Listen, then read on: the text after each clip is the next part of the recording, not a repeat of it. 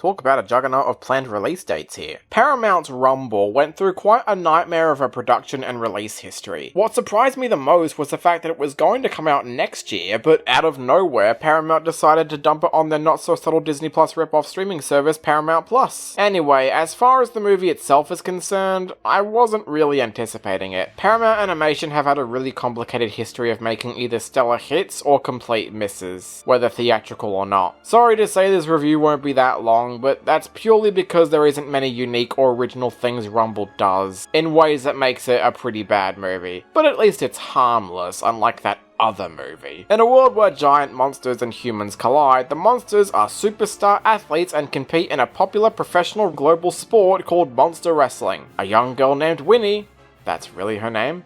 Alright. Seeks to follow in her father's footsteps as a manager by coaching an unexperienced monster named Steve, played by Will Arnett, turn him into a professional wrestler so that he can go against the reigning champion Tentacular, in an effort to earn money to save a dying town stadium's revenue. So first off, the idea to this movie sounds awesome. A world where both humans and monsters live amongst each other, and said monsters just so happen to love being wrestlers. The monsters have really cool designs, and the animation is dazzling to look at. I found out this was partially handled by Real FX, the same company who did Book of Life, and artistically speaking, it's not as good as that movie, but it still looks damn good. But as we all know, animation doesn't save what is otherwise a weak story. The concept is cool, but the execution leaves a lot to be desired. It's obvious the film puts more emphasis on the wrestling angle and the monster designs, translating into the very obvious setup. An underdog who doesn't think he can do it but miraculously rises to the top. The film is shrouded in the generic and bland tropes that plague most of these types of movies. There's a big moral about how you don't have to follow the tradition, and so on and so forth. And to add salt to the wound, this movie is overly smug in itself by pointing out these cliches to make it self-aware that it knows it's an unoriginal idea. Well, guess what, movie? Calling out your problems does not make them go away. There's also another element of the story that confuses me. Steve has this overarching narrative of not living up to his father's image and wants to live up to his name. But the problem is, Steve loved his father and looked like he had a very happy childhood. So it doesn't really make sense how he got to the point where he's become a lazy, cynical slump who has no problem losing for a living. Where the hell is the translation? The characters are about as bland as you can imagine, because the movie doesn't seem interested in fleshing them out beyond your typical coach and trainee plot. Like I said, Steve is just an underdog who thinks he's not living up to expectations, and Winnie, I still can't get over that name, I'm sorry, does her best to keep her father's stadium alive and prevent those snobby rich folk from evading it. There's not much to them, and everything you'd expect here has been done before in countless other movies. True, the storytelling tropes don't go against a movie that came out before, looking at you, Spirit Untamed, but there's no reason to care about these cardboard cutouts. With that said though, the voice acting throughout the movie is fantastic, and very fitting for their characters too. I love Will Arnett in almost everything he's in, so hearing that voice gave me some enjoyment from this film. Unfortunately, a few good voices and some stunning visuals can't save what's otherwise a cookie-cutter coach and trainee movie that's been done to death hundreds of times already, and you aren't missing out on anything by passing this one. Rumble is far from the worst animated movie of the year. I mostly categorize it as bland but harmless. If you enjoy this movie, then more power to you, and I'd still take this over Space Jam 2, Raya, or The Addams Family 2. It's just not a winning ticket I'd be rooting for.